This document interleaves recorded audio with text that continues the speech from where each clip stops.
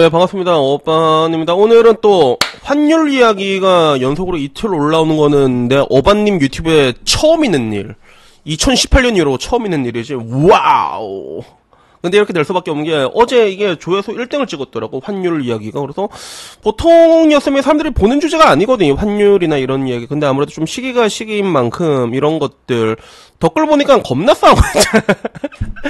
야, 이 영포티야! 막 이러면서, 야, 이 GMA 힘을 찍은 놈아! 그런 거, 야, 이 내랑 견뎌라! 뭐 이렇게 오지게 싸우고 있는데, 일단 뭐 그걸 떠나가지고, 항상 유튜버는 뭔가 좀 화제가 되잖아. 그러면 그 이야기를 계속 할 수밖에 없는 운명이라 갖고, 오늘은 환율 이야기를 한번 더 하게 됐고, 그리고 환율 이야기를 하면서 좀 저는 좀 여러분들에게 좀 경제적으로 좀 뭔가 좀 최대한 좀 여러 가지를 좀 이렇게 쉽게, 그리고 우리 실생활에 좀 필요한 관점에서 좀 풀어주고 싶거든. 그러니까 환율이 얼마 찍었다. 그래서 그게 뭐이 발시리 이렇게 말하면 할 말이 없잖아. 이게 우리 삶에 어떠한 영향을 주는지까지 좀 알기 쉽게 설명하면 재밌을 것 같아가지고 오늘 이야기는요, 하나은행 환율 1490 찍은 오늘 날짜 환율 좆된 이야기랑, 그리고 환율이 지금 현 레벨이 계속 유지됐을 때 300층의 인생을 어떻게 망가지는가, 요 두 개를 같이 이야기를 해보려고 합니다. 굿샷! 우선은요, 2025년 10월 12일 환율 초비상, 요게 기사 떴는데, 실제로 살 때 미국 1490원까지 리셀 이래갖고 달러 환율이 1490까지 올라갔습니다. 그래서 그 사이에 환율이 1430에서 1490까지 올라간 게 아니라 공항 환율이야, 이게. 인천공항 환율이라고 하더라고. 인천공항 하나은행 환율이라고 하는데, 실제로 어제 뭐 LA공항은 2,000원이다 이런 얘기까지 있었잖아. 2,000원까지는 아니었고, LA공항은. 이거 다시 찾아보니까 1,734원까지 올라갔다 하더라고요. 그래서 실제로 지금 제가 보고 있는 영상을 찍는 시각이 2025년 10월 13일 오후 3시 기점이거든. 오후 3시 기점으로 환율은 1428, 1430이라 볼 수 있는데, 일단은 왜 환율이 이렇게 차이가 납니까? 공항마다라고 했을 때, 기본적으로 요거는 그 공항 시스템을 아셔야 돼.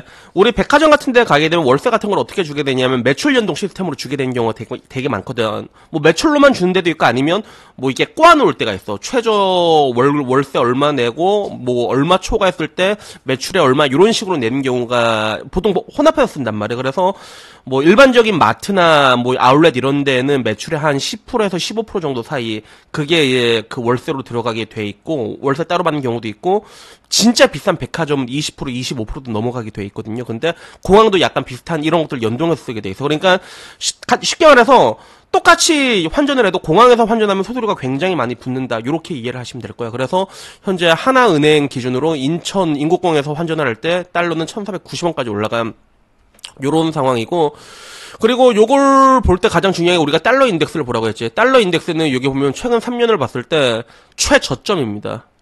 공교롭게도 최저점이란 말이야. 그래서 2025년 1월만 해도 달러 인덱스가 108이었거든. 강세였지. 이때만 해도 강세였는데, 지금은 이제 초약세임에도 불구하고 지금 현재 환율이 이렇게까지 이제 박살이 나버린 거지. 그래서 당장 이렇게 돼버리면 우리 삶에 어떤 영향이 있을까 했을 때, 일단 여러분들 좋아하는 여행을 못 갑니다. 나도 놀래가지고, 나 안 그래도 다음 달에 또 태국을 가잖아. 다음 달 11월 말부터 또 태국 가는데, 씨발 태국 바트 환율 존나 오른 거 아니야? 보니까 존나 올랐더라, 바트 환율도. 그래서 최근 3년 태국 바트 환율을 보니까 38에서 2023년만 해도 38이었거든. 근데 이게 지금 44까지 올라갔습니다. 44까지 올라가서, 와씨, 똠양꿍 비싸서 못 먹겠는데, 약간 그런 생각 들었고, 그리고 뭐 유로 환율은 뭐 말할 것도 없이 1660 한 요 정도 수준까지 역대 최고점이라고 보면 돼. 그리고 오늘 코스피 같은 경우는 지금 현재 52포인트 하락, 1.4% 조금 많이 하락한 상황이지. 1% 이상이면 많이 하락한 거라고 볼 수 있는데, 근데 그림이 안 좋은 게 지금 외국인이랑 기관이 던지고, 그거를 이제 개인들이 받아먹고 있는 현재 가장 안 좋은 그림이 일단 나오고 있는 요런 상황이라고 보시면 됩니다. 그래서 일단은 외환 당국에서는 여기서 구두 개입까지 나온 시점이야. 구두 개입이란 건 뭐냐면 이제 그 아가리 파이터지, 말로만 어떻게 샬라샬라 하는 건데, 요거는 효과가 있냐라고 해도 효과가 있습니다. 왜냐면 우리 그 미장한 사람 알겠지만, 미장한 사람 새벽까지 맨날 뭘 기다려. FOMC에서 연준 의장이 무슨 말 하냐, 그거 막 다 보고 있잖아. 그 말 한마디가 어떻게 보면 시장에 엄청난 영향을 주는 것처럼 외환 당국에서도 구두 개입을 했다는 건 일단은 말로만 얘기한다가 될 수도 있고 말로 하고 난 다음에 어떤 이제 액션으로 갈 수도 있고 여러 가지가 다 포함되어 있는 거거든. 그래서 요거는 10월 13일 오후 2시 15분 기사입니다. 요거 봤을 때 외환 당국의 구두 개입은 지난해 11월 이후 약 11개월 만에 왔다 하더라고. 그래서 당시 최상목 전 부총리가 긴급 거시경제 금융 현황 간담회를 열고 금융 외환 시장 변동성이 과도하게 확대되는 경우에는 적극적으로 시장 안정 조치를 적기에 신속히 시행해야 한다라고 말하고, 그리고 요거 지나고 난 다음에 실제로 그 외환 시장에 개입을 했잖아. 그지? 그래서 요렇게 했던 걸 알고 있는데 그 이후로 뭐 딱히 액션이 없다가 그래서 지금 또 이제 11개월 만에 여기 또 이제 구두 개입을 또 이제 시작을 했다고 하더라고. 그래서 당장은 뭐 어떻게 해야겠다 액션을 취하진 않았지만 일단은 구두 개입, 일단 야부리는 털었다 요 상황이라고 볼 수가 있고, 그리고 뭐 기사 같은 걸 보게 됐을 때는 뭐 환율 1430원 때문에 뭐 난리가 났습니다. 코스피 떨어졌다 뭐 요런저런 이야기가 난리가 났고, 요걸 보는 덕후의 반응은 윤석열이 달러 환율 방어 기축기금을 특활비로 다 써서 환율 방어가 어렵다. 뭐 이런 이야기. 그래서 이걸 진짜 어떻게 하냐? 알코올 중독자 내란 속에 똥 치면 온 국민이 피똥 싸면 수습을 해야 된다. 경새끼 재산을 몰수해야 된다. 윤 씨를 사형시켜야 된다. 전 재산 몰수시키고 사형시켜라. 개새끼. 약간 이런 반응이고. 죽어라 나라 망친 이 찍들. 나라가 두 쪽에 났습니다 여러분. 지금 보면 이렇게 되고 재산을 다 걷어야 된다. 여초는 이렇고, 네이버 카페 반응은 뭐냐면 환율 이제 1480원도 넘었다. 그리고 이제 1500까지 넘긴다. 그래서 달러 인덱스가 폭락인데 환율 폭등이라니 정말로 심각하다라고 이 상황을 있는 그대로 받아들이는 사람들도 있었는데, 트럼프의 헛짓 때문에 환율이 마탱이 갔다라고 말하는 사람들도 있었습니다. 그러니까 트럼프도 탓도 있긴 하지. 그런 경제 난항인데, 근데 문제는 이거는 원화 가치가 박살나고 있는 거랑 그리고 그 두 개가 동시에 오고 있는 거야. 그래서 트럼프가 원화의 가치를 박살냈다기보다는 달러나 이런 것들에 뭐 개입은 했지만 지금 가장 중요한 거는 원화 가치가 높고 있다는 것들, 이런 것들도 굉장히 중요하다고 볼 수 있고, 그리고 요걸 보는 펜코의 반응은 나라를 팔아먹어도 찔시라도 비싸게 받았다고 정신승리할 듯. 크크. 좌파들의 선동에 지독하게 목숨 거는 이유가 있다. 길 가다가 넘어져도 이찍딱 트럼프 탓, 계엄 탓, 전 정부 탓하고 세뇌시키니까 그런 거다. 이래서 여초와 남초 그리고 다 같이, 여초에서는 윤석열 내란 수계 때문이다. 네이버에서는 트럼프 때문이다. 그리고 남초에서는 찌 때문이다.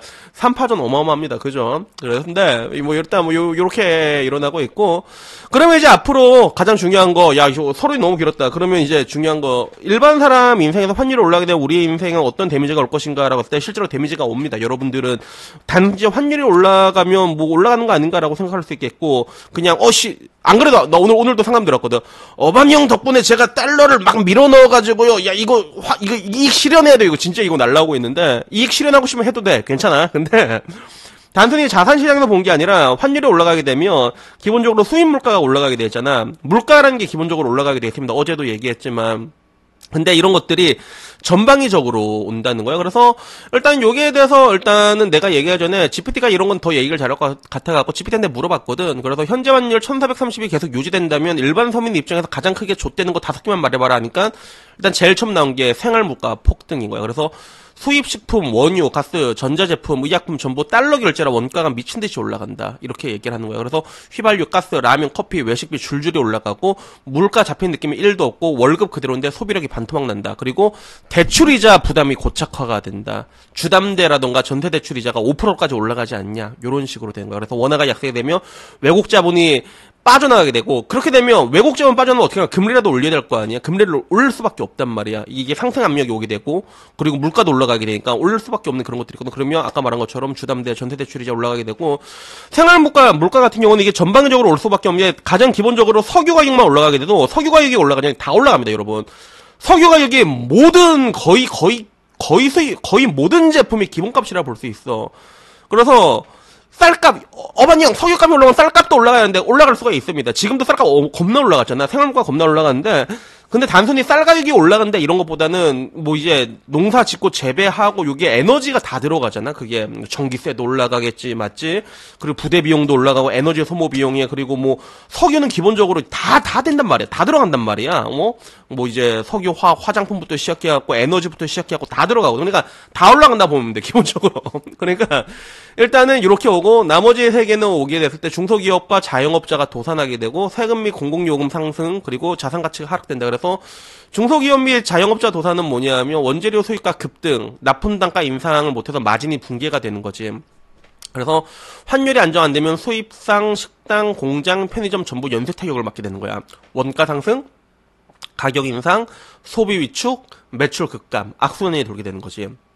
그리고 세금 및 공공요금 아까 말한 것처럼 전기가스 요금이고 자산가치의 하락 같은 경우는 고금리 장기화가 되면 결국에는 그 자산 가격은 하방 압력을 받게 돼 있거든. 기본적으로 뭐든지 그래 그런 식으로 되게 돼 있단 말이야. 그래서 물가 이자는 오르는데 자산 안 오르는 최악의 역스태그플레이션 상황까지 오게 된다라고 이렇게 얘기를 하더라고. 그래서 그러면 진짜 잠깐 벌써 10분 40초 10분 넘게 얘기했는데 그러면 300초한테 이게 과연 어떻게 오냐 얼마나 우리가 돈을 더 깨지게 되냐라고 하는데 요거는 사실 이건 내가 그냥 계산해달라 했거든. GPT가 이거 계산해주고 물어보더라고.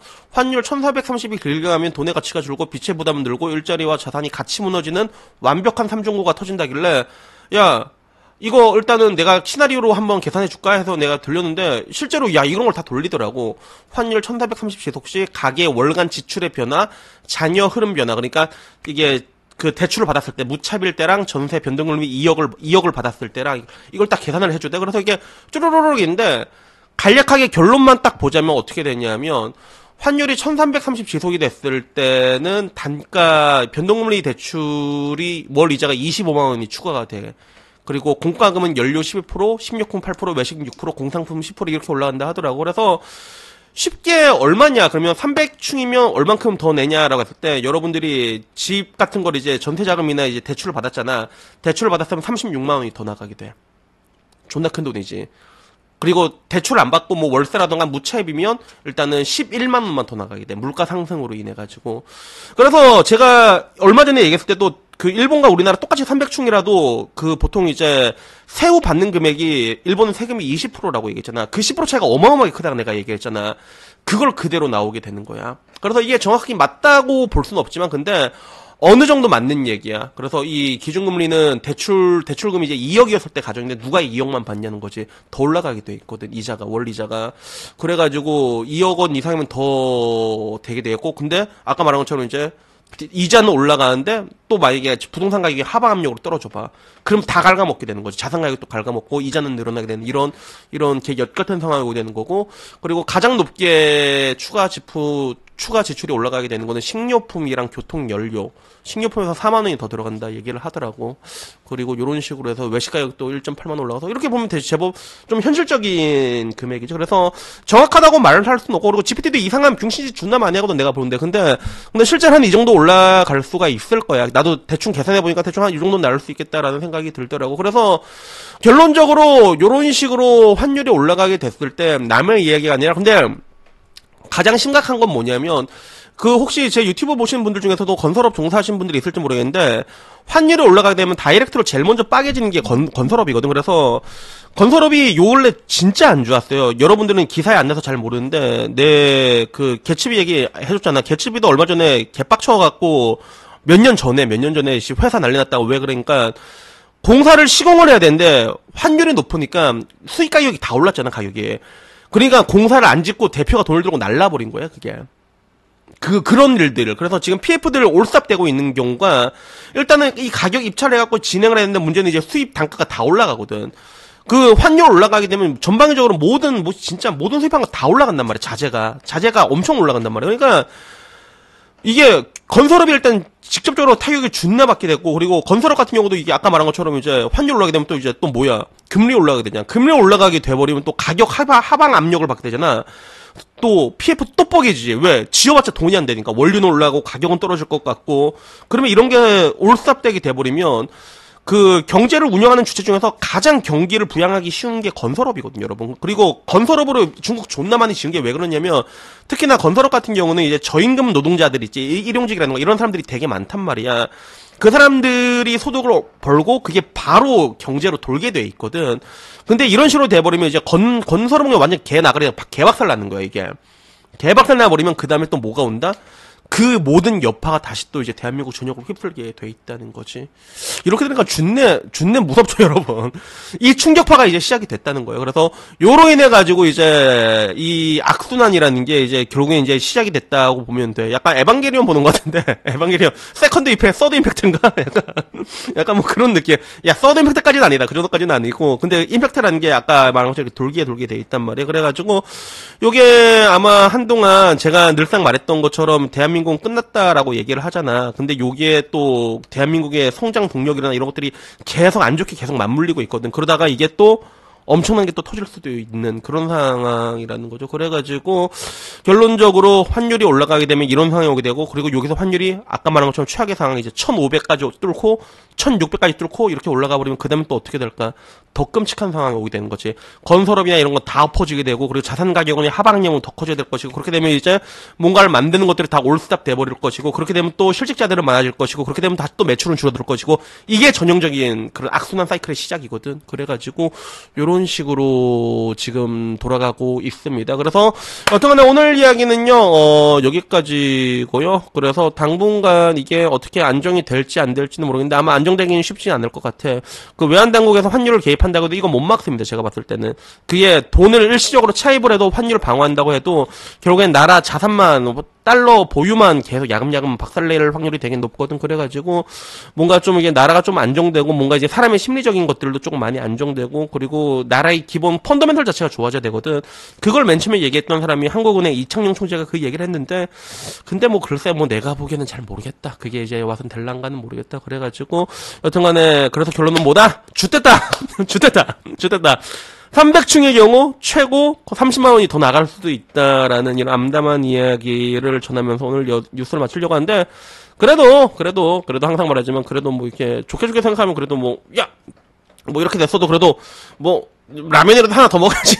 그래서 라면 먹어도 맛있잖아. 그러니까 항상 뭐 전 얘기하는데 그래도 뭐 이렇게 좋게 생각하고 항상 지금 우리가 할 수 있는 거에 집중을 해야 돼. 그래서 뭐 끝나고 나서 나도 요새 영상을 많이 찍은 게 내가 할 수 있는 걸 더 하는 거거든요. 이게 그래서 그러면 달러가 올랐으니까 유튜브는 달러로 들어오니까 그 영상 하나 더 찍자 이렇게 찍는 것처럼 여러분들도 지금 여러분들이 할 수 있는 것들에 최대한 집중하셔가지고 그래도 좀 이렇게 하루하루 즐겁게 사셨으면 좋겠습니다.